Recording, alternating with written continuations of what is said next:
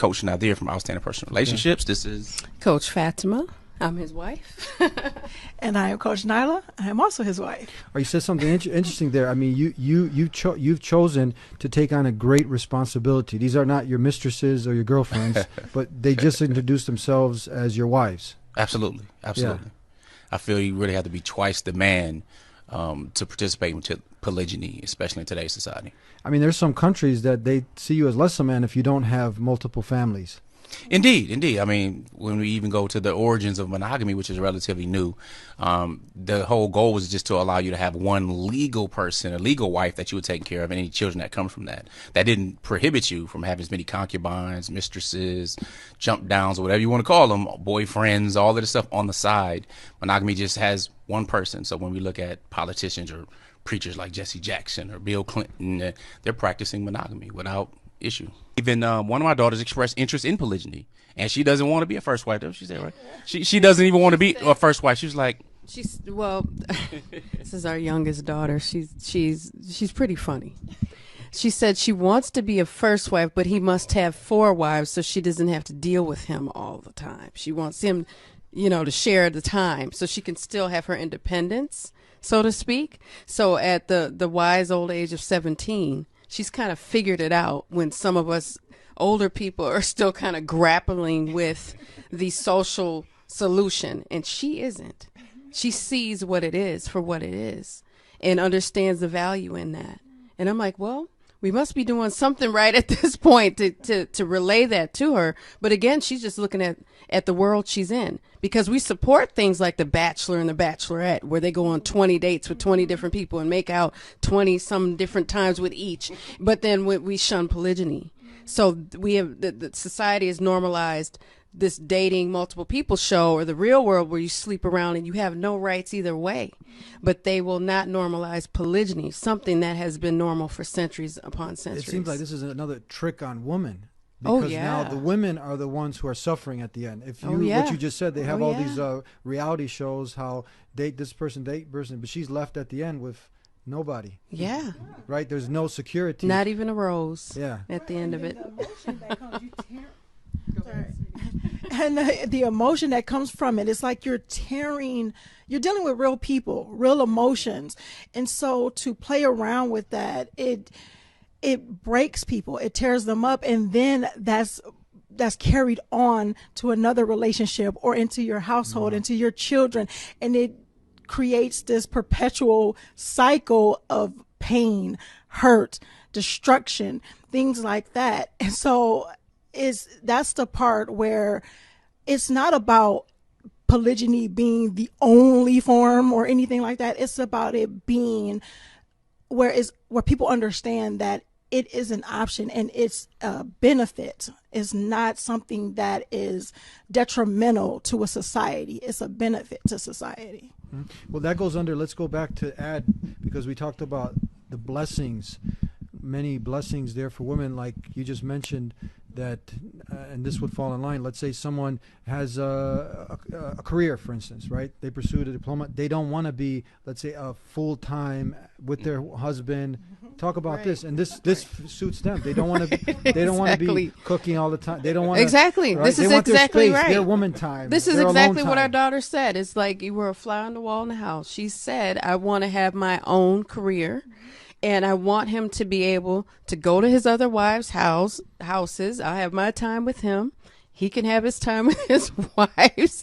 But we have another daughter who's right off the jump. She's like, well, that's not what I want. I kind of want to have my husband to myself. So it's a social solution for the women that do want to participate in it. Mm-hmm. But we're in polygyny, but we're not telling our daughter that wants her just time all the time with her husband to enter polygyny, because right now in her mind she's going, that's not something I want.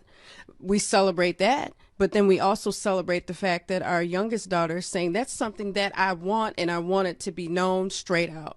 Mm-hmm. I think oftentimes polygyny fails because people are not doing the personal development that it takes, that is ongoing. Because sometimes people go, oh, well, Coach Fatima, Coach Nadir, Coach Nyla, what do I do? And they think it's a quick fix thing.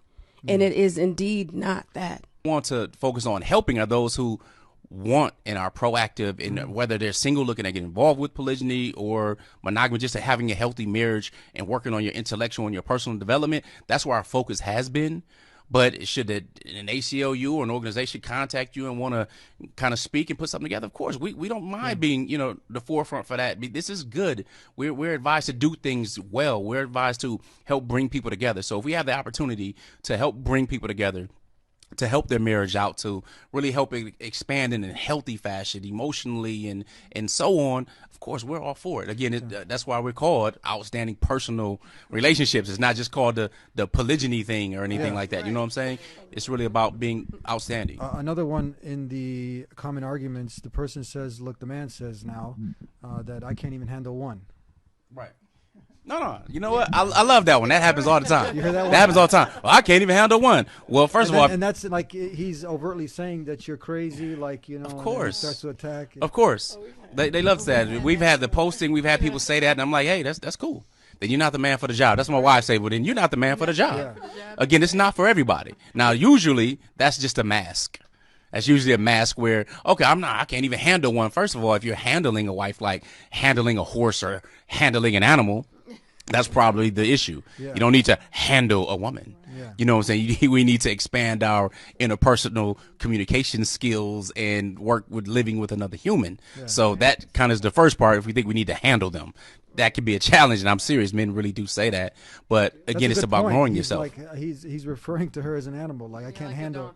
Right. Yeah. Like again, the bride that goes on the horse. Yeah. I mean, when we look at the etymology of different words, I mean, the bride is controlled. That bride is the thing that you put on a horse in the front and everything, and it really controlled there. But again, like they say, you're not the man for the job. And usually it's a mask because that same person may be involved in illicit affairs, or you might have an addiction to, one or several different types of things. So many men are not the right people for the job. Yeah.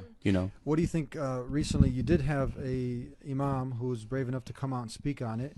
I think you posted about it, but then he got attacked because maybe there was a slip of the tongue. He maybe we always want to make excuses for our brother. Maybe he made a mistake. He said something. I mean, you know how it is. You get up there, you speak sometimes, and you might utter something that it's a mistake.